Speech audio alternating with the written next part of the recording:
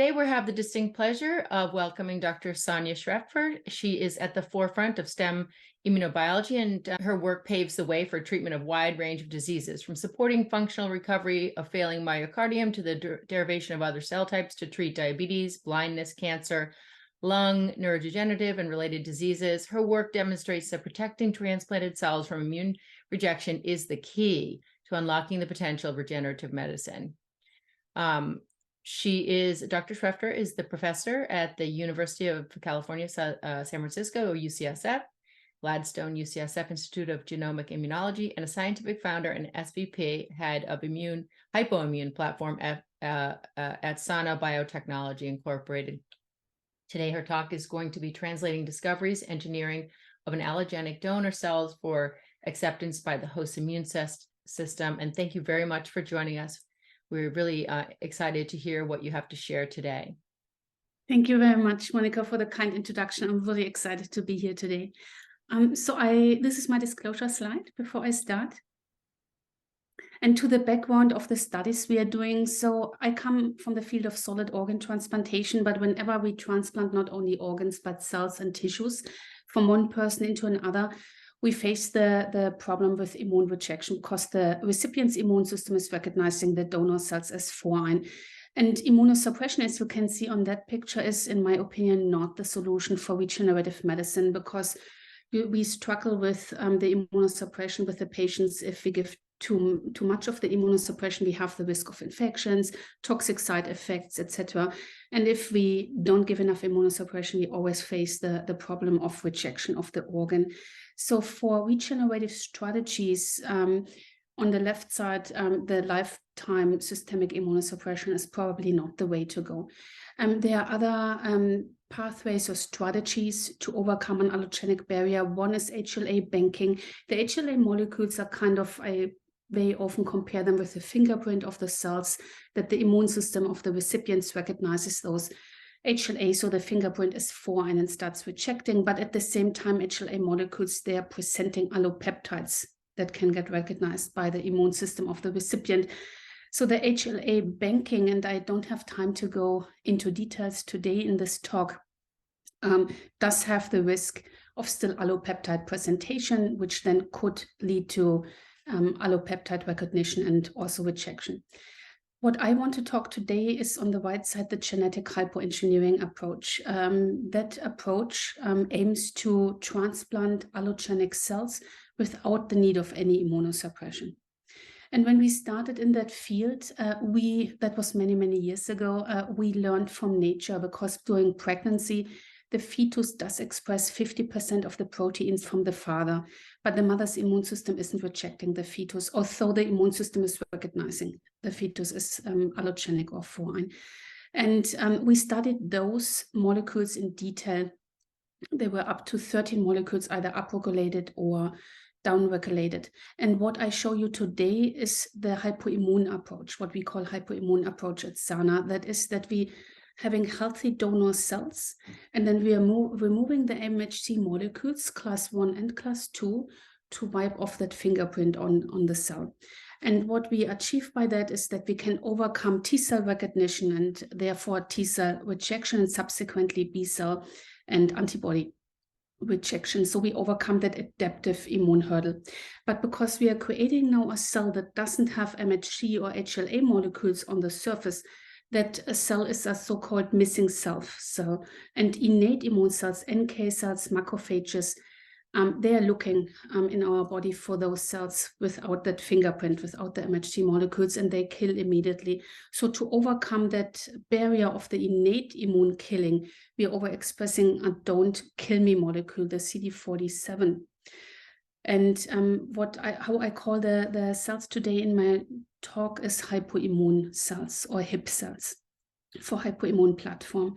And we were building on our previous work, where first we tried to understand, is there a good HLA, a bad HLA? Is it good enough to downregulate the HLA? So do we really have to knock them off and wipe them off the cells we are transplanting? And what you see in that data slide here is that we created, those are human iPSCs, we created cells where we knocked out the HLA class 1, class 2 molecules on the left.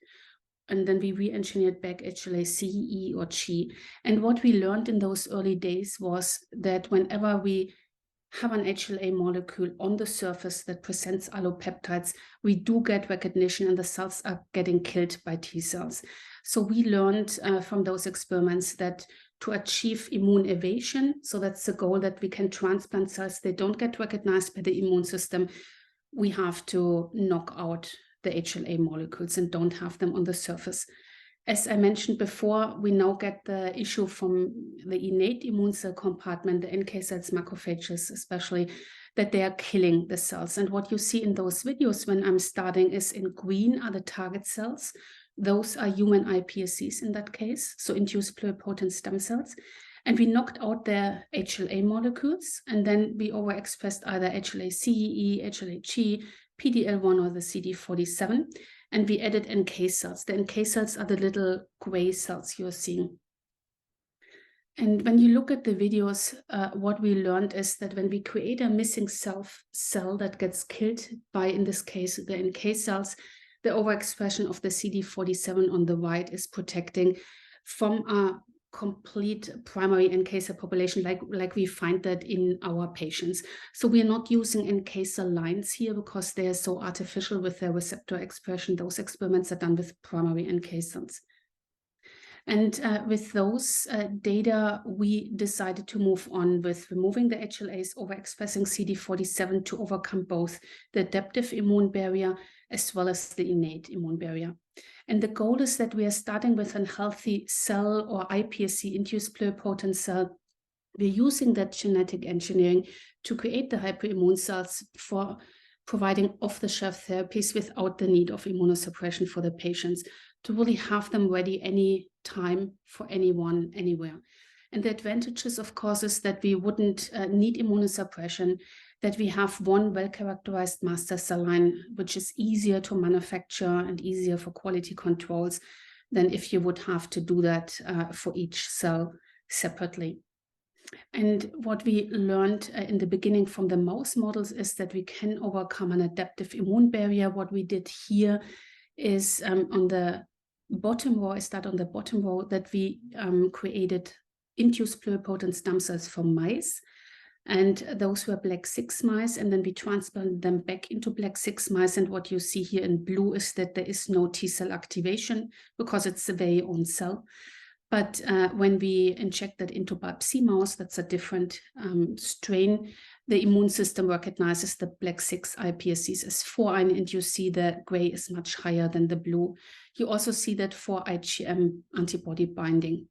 On the top row, those are now the hypoimmune iPSCs. So we created those 3 edits. And what we learned is that in biopsy mice, we can overcome the T cell activation. You see the gray and the blue are at a similar height, as well as the antibody binding in that case. On the right side, you see in the middle that when we have mouse iPSCs and we remove that fingerprint, we get the killing by the NK cells. And when we overexpress CD47, you see how the line stays up and the cells are not getting killed.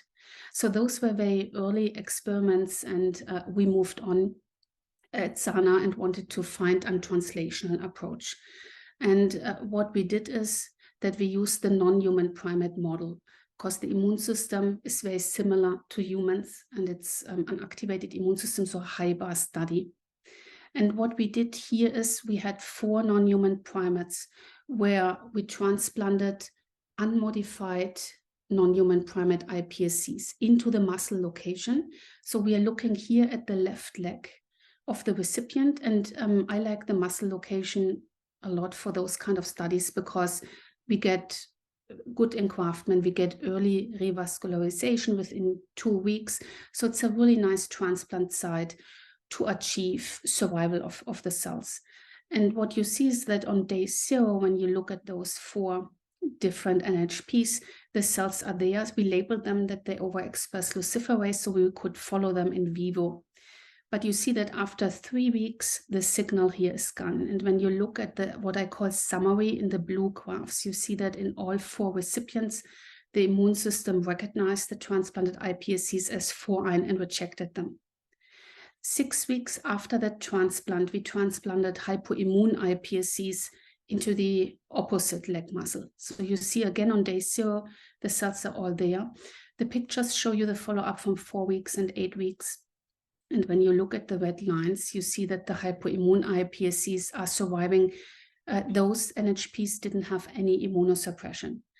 And what you see out of those data is that even if the immune system knows the antigen, so the recipient was sensitized, the hypoimmune iPSCs are able to survive. And that shows the concept of immune evasion, that it doesn't matter if the immune system has the knowledge of the antigen.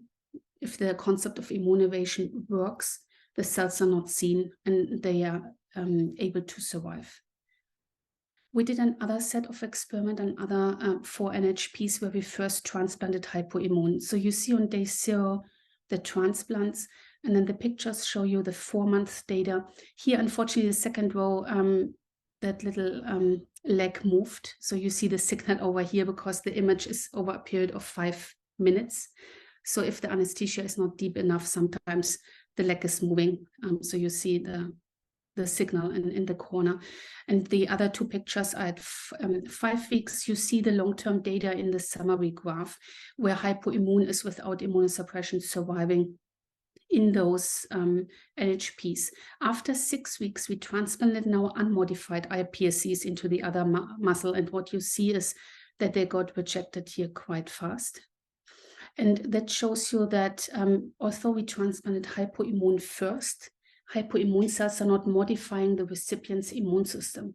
The recipients are capable of mounting a normal immune response. So we are not immunosuppressing or altering the recipient's immune system with the hypoimmune transplants at all. We then did a detailed immune analysis. I just show you here the high-level data, but it was just published last week, if you want to look it up in Nature Biotechnology. And what I want to show you here is that the unmodified iPSCs, they cause a T-cell activation as expected 1 week after the transplantation.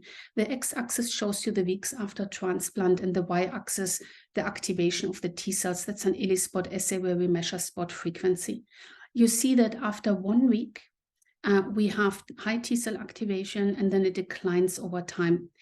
After 6 weeks, when we are transplanting the hypoimmune iPSCs, you see that there is no T-cell activation against hypoimmune. For the IgM antibody production, you see the peak after 1 week, and then you see how it switches to the IgG antibodies here on the right side. So this is expected. That's what we would expect in humans, showing you how similar the NHP immune system is. And after 6 weeks for hypoimmune, you don't see any de novo IgM antibodies coming up, nor do you see any IgG antibodies because the immune system didn't recognize that we transplanted hypoimmune. On the bottom, you see the vice versa experiment. First hypoimmune, you see there is no T-cell activation of the immune system, no IgM, no IgG antibody production. After 6 weeks, when we transplant the unmodified iPSCs, you see that we see T-cell activation, IgM, and later the IgG antibody production. So the immune system is reacting, and hypoimmune didn't suppress the immune system of those recipients. So with these data, we wanted to validate them in different models, and I don't have the time to show you all the data today, but we did investigate hypoimmune iPSC-derived cardiomyocytes and the iPSC-derived RPEs. All of those studies were done in NHPs. But I thought I switch now from showing the platform data to really our detailed islet data. So I would like to just share today the islet data we have with hypoimmune. And what we did for that model is we didn't differentiate iPSCs into islets because those are non-human primates and we would have had to adapt the protocols for years. And I really wanted to prove or investigate or validate the hypoimmune platform in that model. So what we did is we used non-human primate pancreas. We created the hypoimmune edits and we transplanted those primary hypoimmune islets again into the muscle location of allogenic NHPs without any immunosuppression. And what you see on the top row is in the muscle location that we have the islets in the IM location, and the follow-up here I'm showing you is 10 months. So that NHP has the hypoimmune islets in the IM location for 10 months without any immunosuppression. You see in the graph in blue, the line. Just as comparison, when we would transplant unmodified wild-type islets, you see that they are rejected quite fast within a week. That's here the gray line. So if they don't have the hypoimmune edits.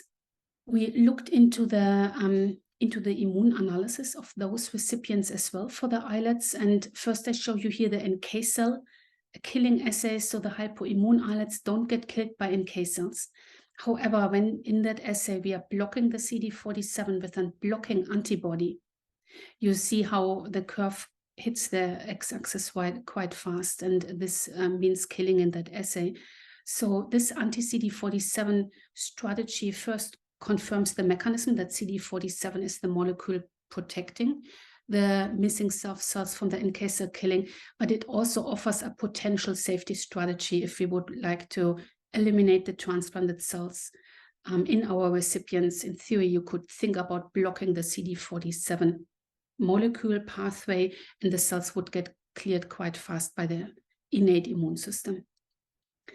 I showed you in the iPSC data before, we don't have antibody production, and therefore, because we don't have antibody binding to hypoimmune, we're not seeing any CDC, that's complement-dependent cytotoxicity, or ADCC, the antibody-dependent cell cytotoxicity. So we overcome those hurdles simply because the antibodies are not binding. If you compare that to unmodified islets on the top, what you see is those recipients had IgM and IgG antibodies, and subsequently what we are seeing is that the cells get killed by the CDC and the ADCC. So hypoimmune, this is an adaptive immune response, is able to overcome this adaptive immune barrier we are facing in allotransplantation. And this is one slide I thought it fits very well to what we are discussing today, but it is unpublished.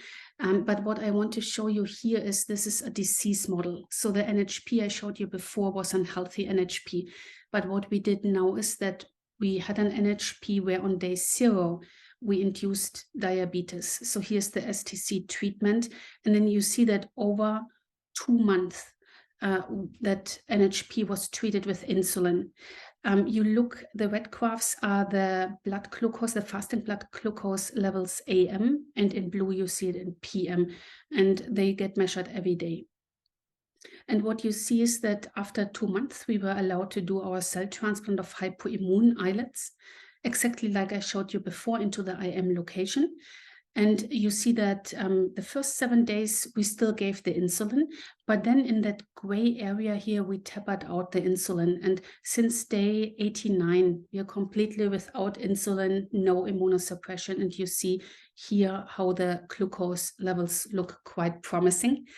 This is just an N of 1 and very early, but I thought it fits quite well to what we're looking at today. So I really wanted to share those data with you that so far, although it's early in the days, of course, the transplant here without immunosuppression is able to give metabolic control and without the need of any immunosuppression.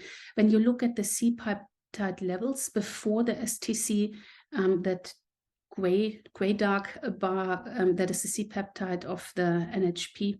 And then this is 50 days after STC. And the second one is the day of the transplant. So an hour before we did the cell transplant, you see the C-peptide. And then 1 week, 7 days after cell transplant, it's back in the green normal range. And this is 2 weeks after the cell transplant. So we are waiting, of course, the longer follow-up, but the study is ongoing. We just had started. So with that, I showed you how hypoimmune edits are aiming to overcome the allogenic barrier. However, in type 1 diabetes, we do have the autoimmune barrier as well. So we wanted to study if that autoimmune barrier can also be overcome with the 3 edits I showed you. So we used the not ShiLtJ mice model because it's just an established model in that area. And we transplanted here the islet cells from not mice into not mice with diabetes, so which have the autoimmune disease. And you see the glucose here, glucose levels are up, and you don't really see where we are transplanting the mouse stays diabetic over the observation of 1 month. You see when we transplant the cells on day 0, they are all in the IM location, but because of that autoimmune component in that mouse model, the cells are getting killed. So this killing is not allogenic killing because it's the same mouse strain. So the barrier shouldn't be there. There shouldn't be an allotransplant barrier. However, this is the autoimmune barrier we're looking at. And within 7 days, the cells were all killed. What we did on the right side is that we used the same islets from the same mouse, not mice, and we created the hypoimmune edits and we transplanted them into the IM location.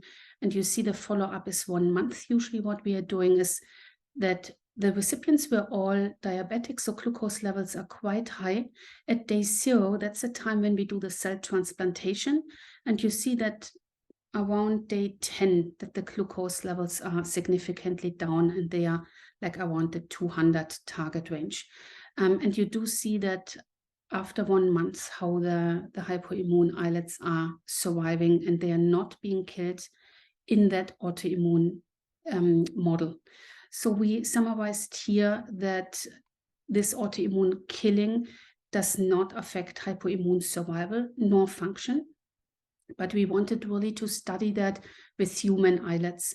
And there wasn't a good model out there because we can't transplant our human cells into mice. That would be xenogenic. We would cross the species barrier, and our hypoimmune cells are designed for allogenic transplantation, so within the same species.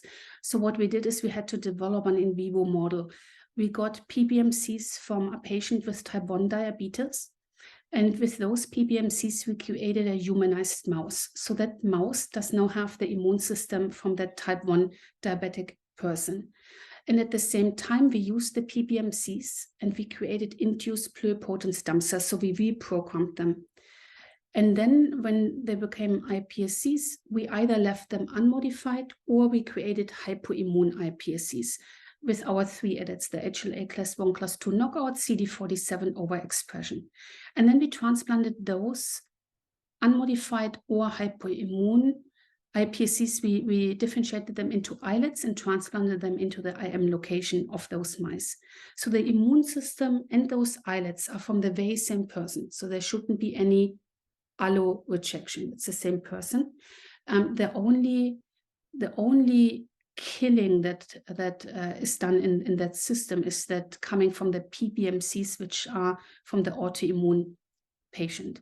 And what you see is when we are transplanting the unmodified islet cells into those mice is that they get killed quite fast. Within 10 days, they were all gone. To get that functional readout, we treated the mice with STC. So you see on day 0, when we do the cell transplantation, the glucose levels were up and they weren't controlled. After the transplant, there was no movement because the cells got rejected so fast. When we did the very same experiment, but now we used the hypoimmune islets, you see at day 13, where the unmodified were already killed, they are here surviving in the IM location. Then when I looked at the data at day 13, I thought that looks quite promising. However, we don't have any proof that the immune system of those mice would also be able to kill the unmodified islets. So we decided to transplant after day 13 unmodified wild types into the other leg of the very same mice. And what you see here in the graph, it's most likely better to see than in the pictures. You see that the unmodified islets in that model get killed very fast, whereas the hypoimmune cells in the very same mice, they are able to survive. So that shows you that we can overcome that barrier in that specific model. And you see the glucose control on day 0. We had high glucose levels, but around, I think it was day 14, the glucose levels were down, and you see the C-peptide was above the target level of 600 picomole per liter. So that shows you that the hypoimmune cells here didn't just survive, but they were able to function in that specific model. So that is one additional model where we wanted to investigate in vivo the autoimmune barrier. We then moved on and investigated a little bit more in detail the human islets. And here we are looking at cadaveric human islets we are able to do the gene modifications within 7 days and then create hypoimmune cadaveric human islets. And you see that in vitro, here the hypoimmune islets are performing similar to the unmodified islets, showing you in vitro that those 3 hypoimmune edits are not affecting the islet biology, which is very important. For each cell type we are investigating for the hypoimmune platform, that's one of the first experiments. We are trying to understand if those 3 hypoimmune edits are impairing in any way either iPSC differentiation into a target cell or the biology of the target cell type. And we studied that in vivo, as you can see here, where we used NHP mice. The NHP mice don't have an immune system, so cells should survive. And you see that on the right side, the unmodified wild-type islets are surviving beautifully in that model. You see how the high glucose levels on the day of the transplant are dropping, and you see the C-peptide. And when you compare those data on the right with the left, you can conclude that the data looks similar, meaning that the 3 hypoimmune edits we did to the hypoimmune islets on the left are not impacting the biology. And you see the glucose levels dropped, C-peptide is similar. So with that knowledge that we are not changing the biology, we moved on into a humanized mouse model to understanding the barrier. And what we did is those humanized mice have a human immune system. When we are transplanting the wild-type unmodified human cadaveric islets, you see, as expected, they get rejected. No glucose control here, the C-peptide is down. When we do the same experiment with the HLA class 1, class 2 knockout cells, you also see the killing. This killing is not mediated by the adaptive immune system, but the innate. And you also see no glucose control, the levels stay up. And only with the 3rd edit, the CD47, overexpression, we achieved that long-term survival in humanized mice. The glucose levels are dropping. C-peptide is up. That C-peptide is always analyzed 1 month after the transplantation. And you see in histology how the hypoimmune islets are in the muscle location, and there is no local immune infiltrate or immune cells around the cells trying to attack them or to reject them.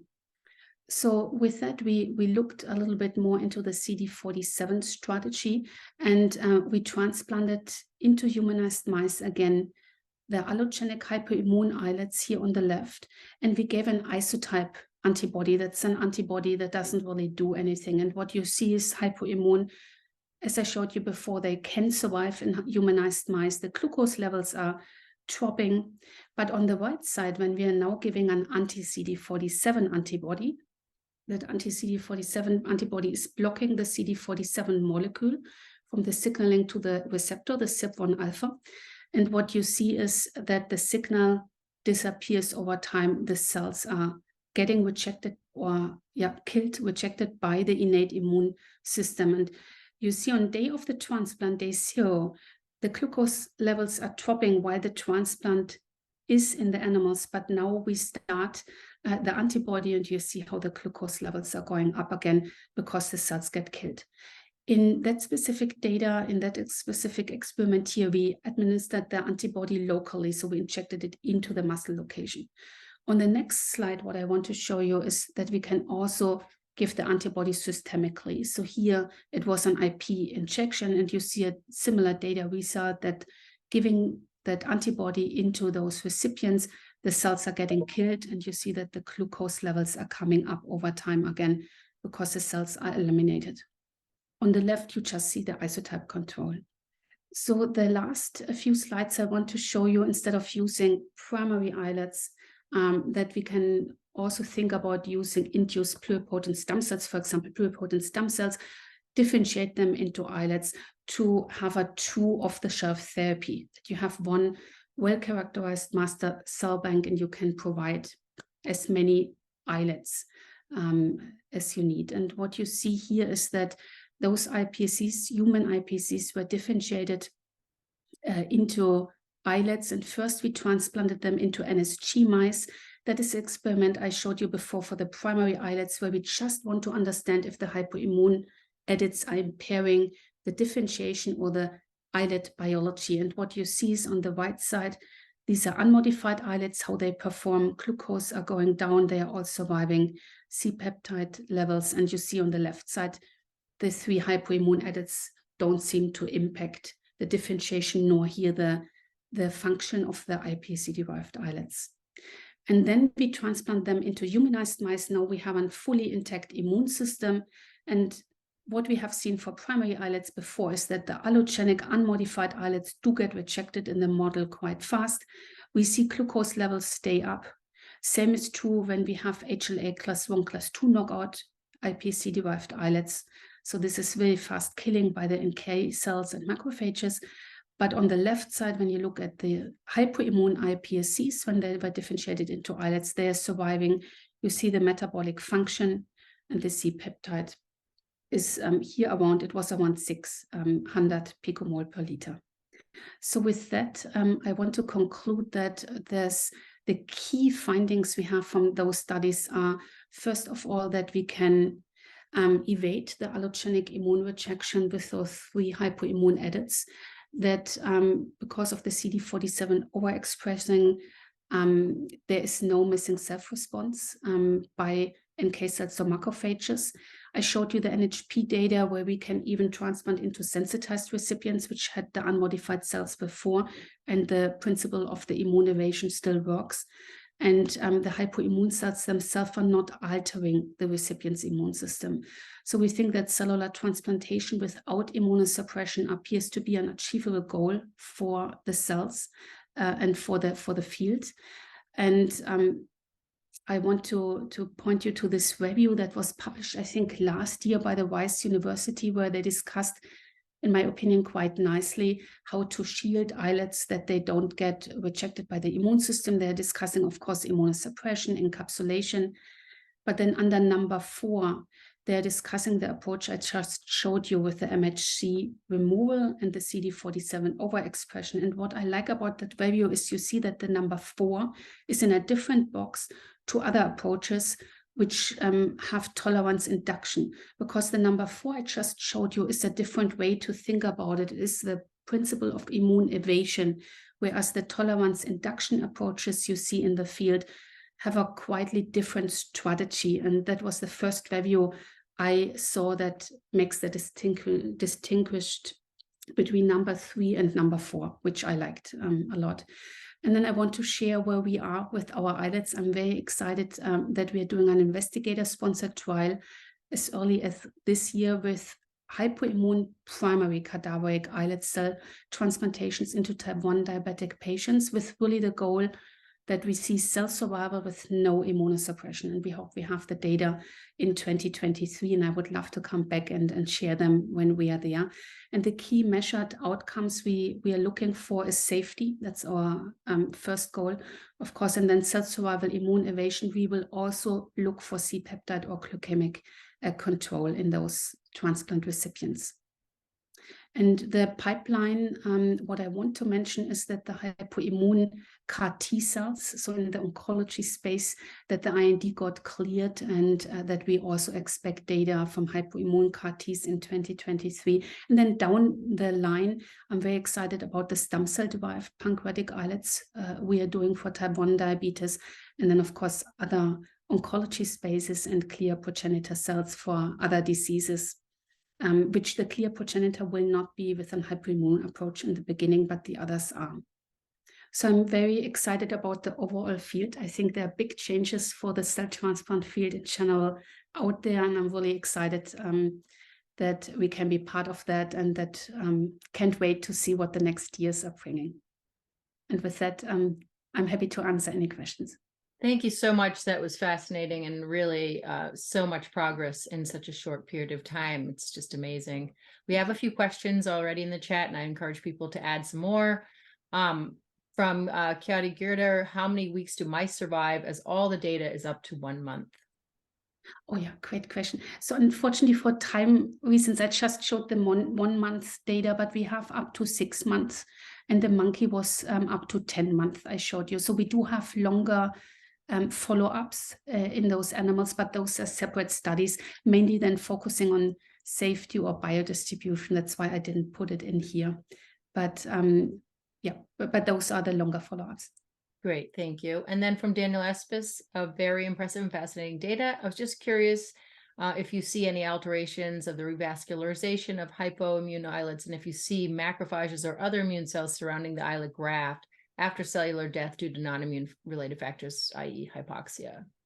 So that's a great question. And I do think that we would have macrophages after the cell transplantation, because whenever we do cell transplantation, cells are dying, shear stress, the hypoxia in the beginning.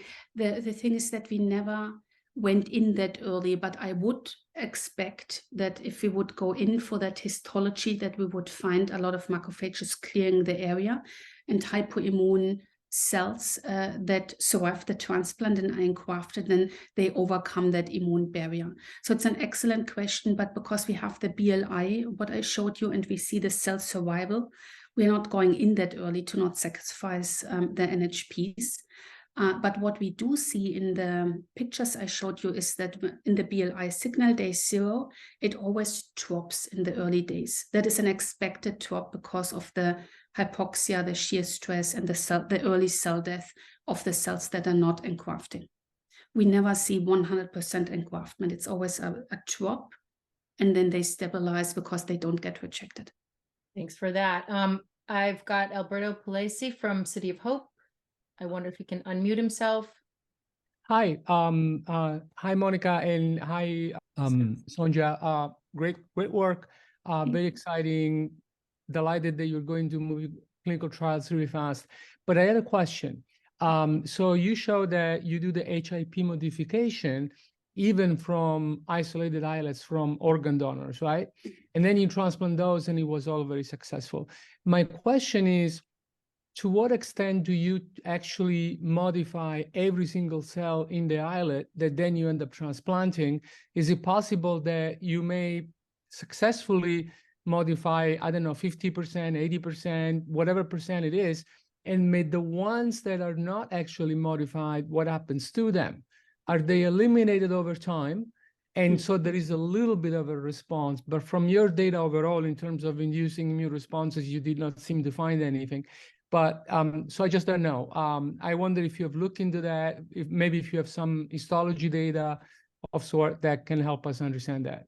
Yes, and we did those experiments. So the studies I showed you in the NHPs and also then the investigator-sponsored trial, we will have a product that's purified for HLA knockout cells for the reason that we want to have kind of a cleaner product. But that being said, it would work. We did that experiment. I just didn't put it in, where we transplanted what I call like a bulk population, where we had 50% unmodified and 50% hypoimmune.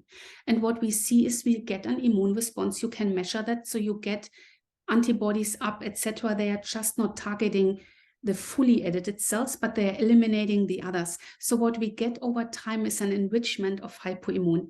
So we did a study that was for the hypoimmune CAR Ts, where we injected a bulk population, 50% were hypoimmune. And after 3 months in humanized mice, only the hypoimmune CAR Ts were enriched, and all of the cells were hypoimmune, and all the others were cleared by the immune system. And so you could go that route. It would work if you would go in with a bulk population. But for the islet trial I showed you and the NHP, I just like to purify for HLA knockout. And the cells that are not completely overexpressing CD47 but have the knockout, they would get eliminated really fast by the innate immune cells. But it doesn't hurt the hypoimmune because there is no recognition of those cells, so they are capable of surviving. Great answer. We have several more questions. Christopher Clifford, super interesting presentation. Thank you. I'd love to hear your thoughts about the likelihood of these cells being infected by pathogens, and how would this be dealt with? Yeah, that's an excellent question. I think for each disease, each patient population, we have to think about safety strategies. I don't advocate necessarily for an engineered safety switch. In some diseases and patient population, it makes sense, but you can think about other strategies. So in the oncology space, for example, I just mentioned with hypoimmune, you could clear the cells. You could either give Campath, or you eliminate the CAR Ts. So there is not the need for a safety switch. In other instances, for example, the iPSC-derived islets, what I showed you, there it would make sense to have an additional safety switch. I showed you the anti-CD47 data, but because the antibody is not available in the clinic yet, to have an additional safety switch might make sense in that case. For the primary islets I showed you, the transplant will be in the IM location, so the forearm of the recipient. So there you have completely different safety approaches, because first, primary islets don't have the risk of teratoma development, etc., like maybe pluripotent stem cells have.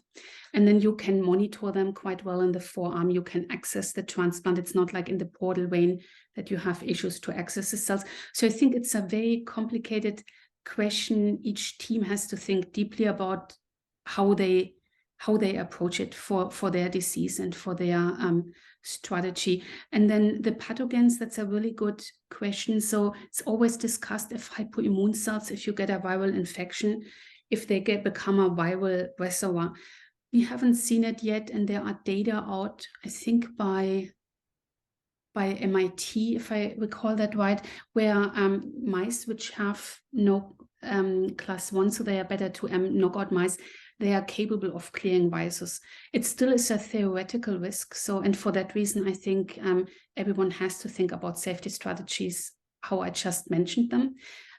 I personally think probably the risk is low, but it is a theoretical risk. I agree. Thank you. Here's one from Matthias von Hereth. Have you used an in vitro 3D model with combined allo and autoimmunity to test your immune evasive islets? Yeah, so the problem with in vitro is for innate immune cells, in vitro assays it's a great solution. But for the adaptive immunity, you really need that recipient immune system to communicate with each other. I mean, we do have models where we can study T-cell responses in vitro, but you have to have a really long stimulation protocol, etc. So it's really hard to imitate a full adaptive immune response in vitro. That's why we try to use the humanized mice or the NHPs I showed you, because we think it's the most likely the stronger model. Yeah, but that being said, I would love, Matthias, if you have a 3D model, please email me. Would love to test it. Well, we've got sounds good. Yeah. Awesome. Thank you. We've got a couple more. Jason Gaglia, the muscle site has historically been very difficult transplant site. Are you doing anything to make this site more hospitable? Do you think CD47 expression by itself, independent of immune effects, impacts engraftment in this site? That's another great question. So there are I would call it speculations that CD47 might help with engraftment. For us, it was really hard. I wanted to study it, but I don't have a good model because the mice I show you, they're just simply engrafting very nicely. Also, the unmodified ones I showed you in the NSG mouse. So I would need a model where the engraftment is a challenge to really study the contribution of CD47, but it is discussed in the field that it might help with engraftment, but I don't have any data to really support that hypothesis. And then the muscle location itself, we have great investigators who did IM locations in the forearm, and we're really blessed that we get the chance to work with them. So I think then over time we will see. I'm happy to come back and update. Yeah, no, we'll be very interested to have you come back. From Ed Phelps at University of Florida, what happens if you only do only CD47 with no HLA knockout? We did those experiments. So what you will get is an adaptive killing and T-cell killing antibody response, because the HLA molecules are really responsible for that adaptive immune response. So if you're not wiping them off, the main barrier is really T cells and B cells and antibody production. To be honest, we just get into that hurdle of the innate immune system because we are wiping off the HLAs. So we are creating an issue here. And because we have now that missing self, and we initiate that innate immune cell killing, that's why we need to overexpress the CD47. So for an immune evasion concept, only CD47 would not overcome the adaptive immune barrier. From Jennifer Wang at UMass Chan Medical School, is there a dose-dependent effect with CD47 overexpression? Example, a minimum threshold. Yeah, great question. Yes, and we published that for different cell types. So for each cell type, we have to analyze that specific for the cell type. So there are threshold levels of CD47 you have to be above. We weren't able to identify a range because there was never too much CD47. That might be an editing limitation, that we just don't get so much on the surface that we see something, but we do have a threshold. And for example, we just published the Hypoimmune CAR-Ts 2 weeks ago. When I looked first at the data, T cells have really high CD47 already by themselves without doing anything. So the first question was, maybe that's already enough. So it is not. So also here we have to overexpress CD47, but it is cell type specific, and we have to understand the threshold for each cell type. Thank you. And then the last one here is Audrey Parent from UCSF. What is the mouse strain used for the humanized studies? And is the killing by innate cells by human or mouse innate cells? Oh, great question. Yeah, so the humanized mouse data I showed you today, those are all the SGM3 mice. So when we order them, we always make sure that we have enough CD45, CD3 engraftment in those mice. So we look at the tables first and select the mice with the high engraftment of the immune system. And the killing you have seen, we studied that. So the killing comes from the mouse with residual macrophages, as well as we like to also transplant human NK cells as booster, as adoptive transfer into those mice. So that is where the innate immune cell killing is coming from. Fantastic. I just wanted to sort of qualify one thing. As you are moving into these, you guys have your IND, you're kind of moving into the clinic in humans, and you mentioned the forearm for the site of transplant. What is that going to look like, that engraftment, and what's the sort of the strategy? You're going to inject the patient, and do you have any expectations of how long that injection may last? Will there be a secondary dose? Can you sort of just lay out that in a high level view? Yeah, great study design questions. So the concept at the moment, what we are aiming to do is one donor cadaveric pancreas, and then the hypoimmune edits, as we discussed earlier, and Alberto's question was that we are losing, of course. So the overall hypoimmune islets are less than one pancreas, but that will be the amount we are transplanting into the IM location of the recipient, not with the goal of insulin independence, or not even to see in those early transplant metabolic function. That the first goal is safety and survival. And we expect, or I expect from my perspective, to see, when we see the survival 1 week, 2 weeks after transplantation, we know that we can overcome the allogenic barrier. Of course, there's much more that can happen afterwards, but that first allogenic immune rejection and response we can see quite early. And that would be already, for me, because we work so long on that immune barrier, already something I would celebrate. Will then the cells engraft long-term, etc.? There are also other components playing into that. And the hypoimmune edits, we discussed that maybe CD47 helps, but maybe not. So the edits are not designed to really enhance engraftment. So we would need that engraftment working as well to see a long-term follow-up. But for me, I'm most excited to see those early dates, like I showed you in the NHPs, where the peak is. When we overcome that peak, I will already, for myself, have a good feeling. But of course, for the field, we want to see engraftment long-term, of course, long-term engraftment, and then subsequently metabolic control. Right. Yeah. This is just wonderful. I mean, I feel like there's a lot of opportunities for collaborations, or the conversation opened the door for some collaborations, which is fantastic. I guess my last question is, how might this approach complement or expedite what's been the approach of Vertex? Oh, Vertex, yeah. Yeah. I mean, Vertex is a human embryonic stem cell derived islet. So, but the patients were immunosuppressed. So what I showed today is really how can you overcome that allo barrier, that you don't need to immunosuppress the recipient.